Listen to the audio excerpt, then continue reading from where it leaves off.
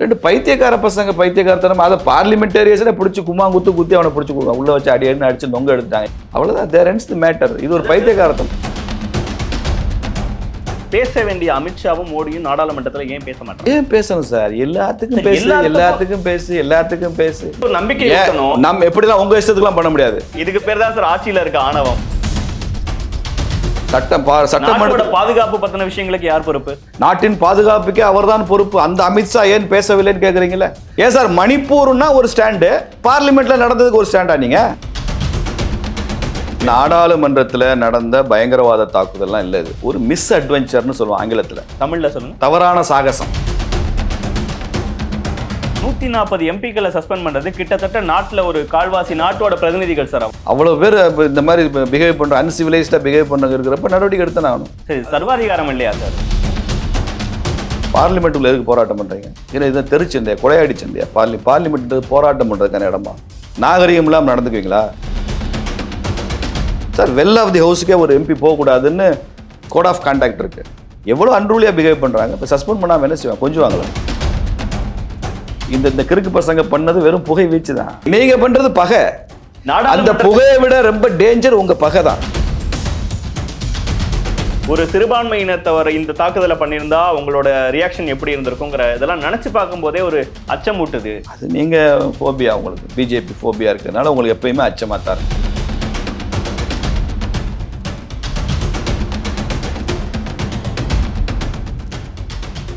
India முழுக்க பேசுபொருளா கடந்த ஒரு வாரமா இருக்கக்கூடிய விவகாரம், நாடாளுமன்றத்துக்குள்ள பாஜக ஆட்சியில மோடி அவர்கள் யாரோட கையில நாடே பாதுகாப்பா இருக்குன்னு நீங்க பிரச்சாரங்களை முன் வச்சுட்டு இருந்தீங்களோ அவரு பிரைம் மினிஸ்டரா இருக்கக்கூடிய அந்த நாடாளுமன்றத்துக்குள்ள ஒரு அத்துமீறல் நடக்குது. அது நாடாளுமன்றத்துல நடந்த பயங்கரவாத தாக்குதல்லாம் இல்லை, இது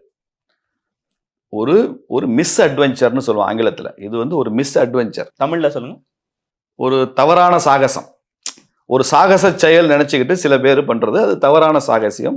இவங்களுக்கு பின்னால பெரிய பயங்கரவாத இயக்க பின்னணியோ பயங்கரவாத தாக்குதலோ அல்லது ஆயுதமோ வெடிபொருட்களோ வைத்துக்கொண்டு ஒருத்தரை தாக்கி அழித்து விட நோக்கம் இல்லை. ஒரு பெரிய டிஸ்டர்பன்ஸ் உருவாக்கணும் அப்படின்ற நோக்கம் தான் இந்த நோக்கம். அதனால அந்த புகையெல்லாம் வருது.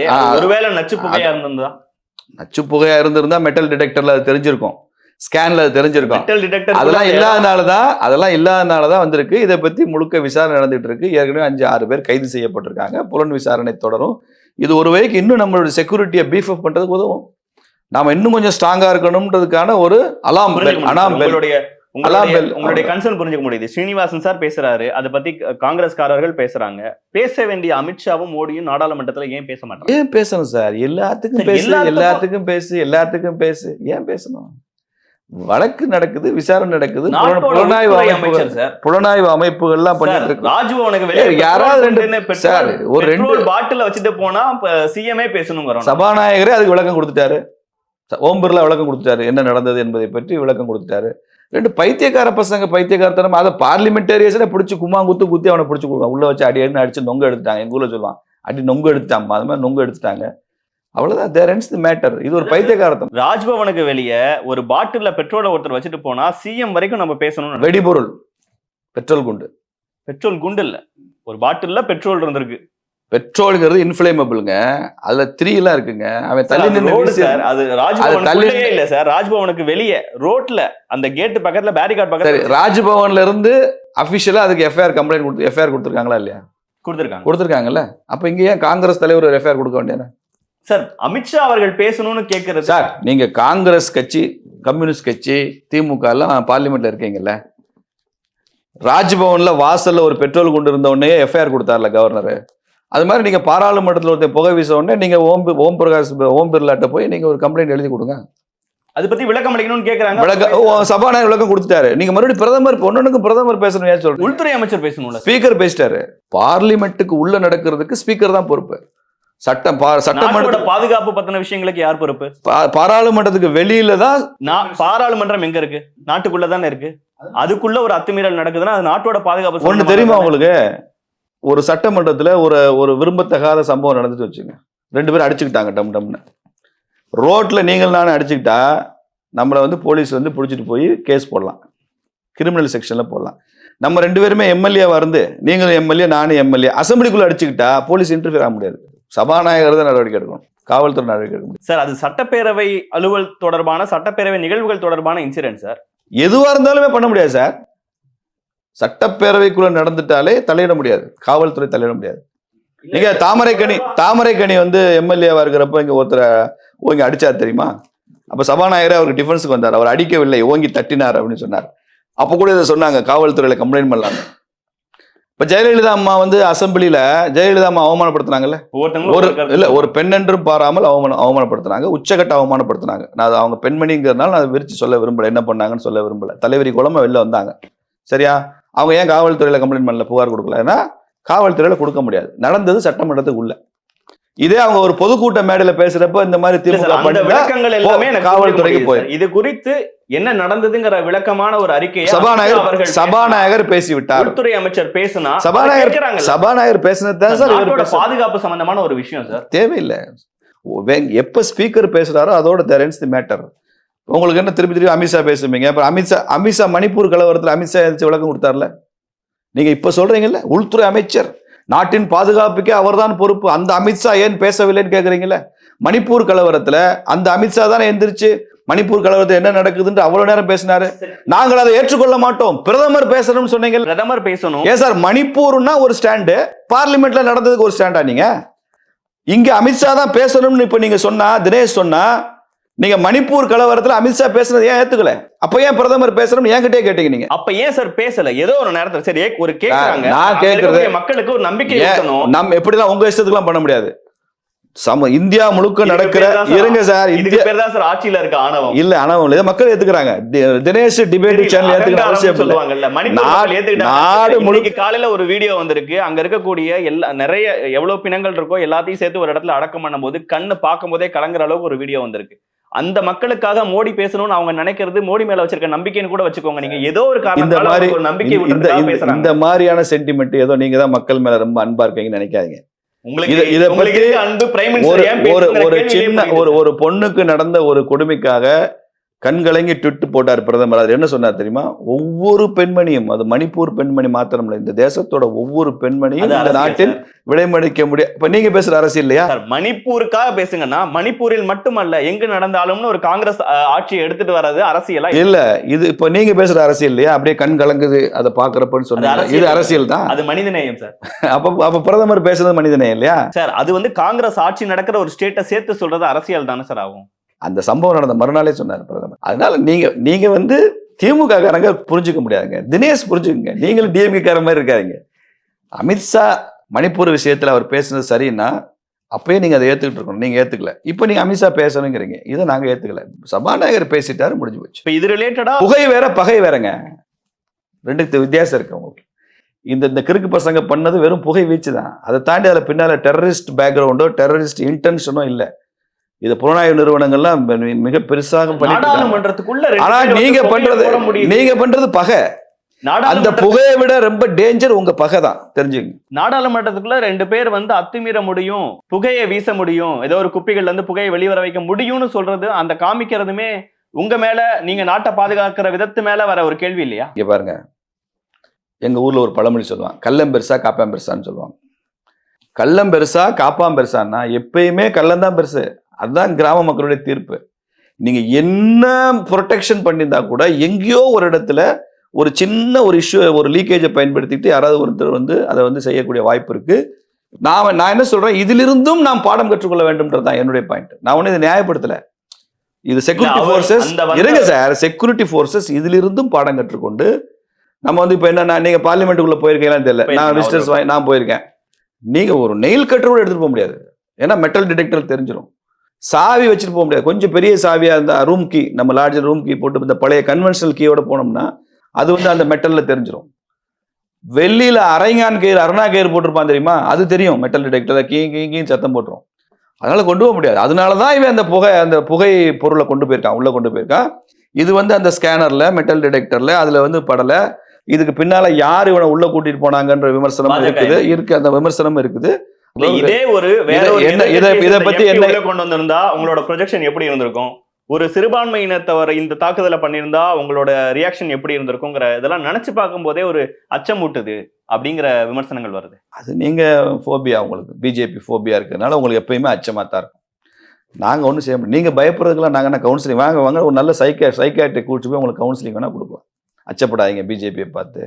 நாங்க ஒன்றும் பூச்சாண்டி இல்லை, பூதம் இல்லை, சாதாரணமா நடக்கிற விஷயம். ராஜ்பவனுக்கு வெளியே பெட்ரோல் ஒரு பாட்டில் நாங்க அச்சப்படலையா? நாங்க என்ன பண்ணோம்? பெட்ரோல் இருக்கு சார், பெட்ரோல் இருக்குது, பாட்டில் இருக்குது, அது திரி இருக்குது. அது பொருத்தி வைக்கப்பட்டிருந்தால் அது வெடி. இங்க பார்லிமெண்ட்ல கொண்டு போனது வெடிபொருள் இல்ல. அதுக்கு கூட ராஜ்பவன்ல, அந்த ராஜ்பவன்ல கூட ஒரு எஃப்ஐஆர், 2 எஃப்ஐஆர் மட்டும் போட்டாங்க. பதில் இன்னும் வரல சார். நாங்க குதிச்சவங்க 2 எம்பி மேல ஏதாவது அசம்பாவிதங்கள் நடந்திருந்தா வச்சிருந்தா, ஏறி குதிக்கிறப்பே ஒரு எம்பி மேலே வந்து குதிச்சிருந்து எம்பிக்கு தான் ஆயிருந்தா வச்சிருந்தா நீங்க தான் சார் கேட்டீங்க. இந்த மாதிரி இஃப்ஸ் அண்ட் பட்ஸ் எல்லாம் போடாங்க. பெட்ரோலை 10 வச்சிருந்தா பெட்ரோலுக்கு எரிபொருளா இல்லையா? அந்த எரிபொருள் இருந்தா வெடிபொருள் வரும்ன்றது உங்களுக்கு தெரியும்ல. இந்த புகைக்கு அதுக்கு சம்பந்தம் இல்லை. அதுலயுமே ராஜ்பவன் ரொம்ப ரியாக்ட் பண்ணல. அவங்க ஒரு போலீஸ் கம்ப்ளைண்ட் கொடுத்துட்டு ரியாக்ட் பண்ணலையா? ஆமா, என்னென்ன பேசினார் சார்? காவல்துறை தலைவர் வந்து அதுக்கு விளக்கம் கொடுத்து வீடியோ வெளியிட்டு ராஜ்பவன் போட்டா பிறகு கவர்னர் கம்ப்ளைண்ட் கொடுக்குறப்ப நீங்க இப்ப காவல்துறை எஸ்பி பதில் சொல்லி தரணும். யார் சார் சுப்பீரியர்? கவர்னர் சுப்பீரியர் இல்ல. அவர் அலுவலகத்துல இருந்து இந்த மாதிரி நடந்திருக்குன்னு ஒரு கம்ப்ளைண்ட் வருது, அது பண்ணித்தான் ஆகணும். சின்ன அசம்பாவியத்தை கூட நம்ம அலட்சியம் ஒதுக்கிட முடியல. அதேதான் அந்த புகை பொருளையும் சொல்றேன். இது அலட்சியம் ஒதுக்க முடியாது, ஒதுக்க கூடாது, ஒதுக்க மாட்டாங்க. இதுல இருந்து நாம பாடம் கற்றுக்கொண்டு இன்னும் செக்யூரிட்டி டைட் பண்ணணும். உள்துறை அமைச்சர் பேசணுங்கிறது மேபி உங்களுக்கு இருக்கலாம். நான் என்ன சொல்றேன், இங்க பாருங்க, நான் முடிச்சிடறேன். இது நடந்தது ஒரு புகை. ஆனால் அந்த புகையை பயன்படுத்தி கொண்டு நீங்க பண்ற பகை இருக்குல்ல, அது இந்த நாட்டுக்கு ரொம்ப டேஞ்சருங்கிற அபாயம்னு சொல்றேன் நான். அது உங்களோட பார்வையில இருந்து அமித்ஷா அவர்கள் பேச வேண்டாம், அது தேவையில்லைங்கிறது இருக்கலாம் சார். அதை எதிர்கட்சிகள் கேட்கறது அவங்களோட உரிமை. ஜனநாயகப்படி எம்பிக்களா தேர்ந்தெடுத்து உள்ள போனவங்க, பாராளுமன்றத்துக்குள்ள இருக்கவங்க, அவங்க கேள்வி கேட்கறது, இவங்க பேசணும்னு ரியாக்ட் பண்றது உரிமை. அப்படி கேள்வி கேட்கறவங்கள, போராட்டம் பண்றவங்கள நம்ம சஸ்பெண்ட் பண்றது எந்த வகையில ஜனநாயகம்? பார்லிமெண்ட்டுக்குள்ள எதுக்கு போராட்டம் பண்றீங்க? ஏன்னா இதை தெரிச்சண்டையா, கொலையாடி சண்டையா? பார்லிமெண்ட் போராட்டம் பண்றதுக்கான இடமா? நாகரிகம் இல்லாம நடந்துக்குவீங்களா? அன்ரூலி பிஹேவியரா சார்? வெல் ஆஃப் தி ஹவுஸுக்கே ஒரு எம்பி போகக்கூடாதுன்னு கோட் ஆஃப் கான்டாக்ட் இருக்கு. வெல் ஆஃப் தி ஹவுஸ்னா தெரியும் உங்களுக்கு. அந்த சபானா இதுக்கு பக்கம் போகக்கூடாது. எவ்வளவு அன்ரூலியா பிஹேவ் பண்றாங்க. இப்ப சஸ்பெண்ட் பண்ணாம என்ன செய்வாங்க? கொஞ்சம் 140 எம்பிக்களை சஸ்பெண்ட் பண்றது கிட்டத்தட்ட நாட்டுல ஒரு கால்வாசி நாட்டோட பிரதிநிதிகள் சார். அவங்க என்ன பண்ணலாம்? அவ்வளவு பேர் இந்த மாதிரி பிஹேவ் பண்ற, அன்சிவிலைஸ்டா பிஹேவ் பண்ண இருக்கிறப்ப நடவடிக்கை எடுத்து ஆகணும். சரி, சர்வாதிகாரம் இல்லையா சார்? ஜனநாயக நாட்டுல எம்பிக்கள் கேள்வி கேட்கறாங்க, போராட்டம் பண்றதுக்காக 140 பேரை போராட்டம் நீங்க வெளியில வந்து பண்ணுங்க, சபைக்குள்ள பண்ணக்கூடாது, சபை அலுவலகம் முடக்கக்கூடாது, சபை இயங்குறதை தடுக்கக்கூடாது. ஒரு விஷயம் நடந்திருக்கு, அதுக்குரிய விளக்கம் கொடுக்கப்பட்டிருக்கு, புலனாய்வு அமைப்புகள் விசாரணை நடத்தி கொண்டிருக்கு. இன்னும் கூட அரசாங்கத்துக்கு முழுக்க ரிப்போர்ட், புலனாய்வு அமைப்பு ரிப்போர்ட்டுக்கு முழுக்க வந்து சேரல. You have to wait. நீங்க எல்லாத்துலயுமே அரசியல் பண்ண பாத்தீங்கன்னா, மறுநாளே போட்டு குதிச்சிங்கன்னா, இப்ப நான் கேட்கிறேன் சார், எப்படி சார் உடனடியா நீங்க எவ்வளவு பேசுறீங்களே தினேஷ், நான் ஒண்ணு கேட்கிறேன். நேத்து கேரளால, இப்ப தமிழ்நாடு அரசாங்கத்துல கவர்னருடைய நடவடிக்கையை பத்தி காங்கிரஸ் கட்சியோட விமர்சனம் என்ன?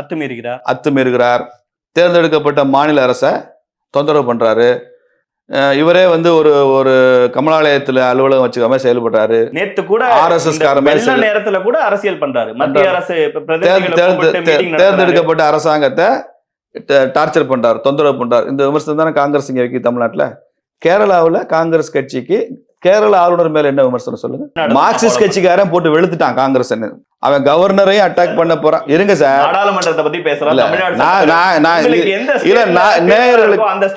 இல்ல, நீங்க கேட்கிற கேள்விக்கு மட்டும்தான் நான் பதில் சொல்லணும்னு நினைக்காதீங்க. நானும் உங்களுக்கு கேள்வி வைப்பேன், நீங்களும் அதுக்கு தெளிவு கிடைக்கணும். நான் வந்து உங்களை கேள்வி கேட்கல, உங்க மூலமா மக்களுக்கு தெளிவு கிடைக்கிறதுக்காக நான் இதை பேசுறேன். கேரளாவில் என்ன நிலைமை இன்னைக்கு? மார்க்சிஸ்ட் கட்சி கவர்னரையும் தாக்க போகுது, காங்கிரஸ்காரனே அடி வெளுக்குது. இப்போ கேரளா என்டையர் காங்கிரஸ் கவர்னரை சப்போர்ட் பண்றீங்க. இந்த அரசாங்கத்தை டிஸ்மிஸ் பண்ணணும்னு சொல்லி மத்திய அரசுக்கு எழுதுங்கன்னு சொல்றீங்க.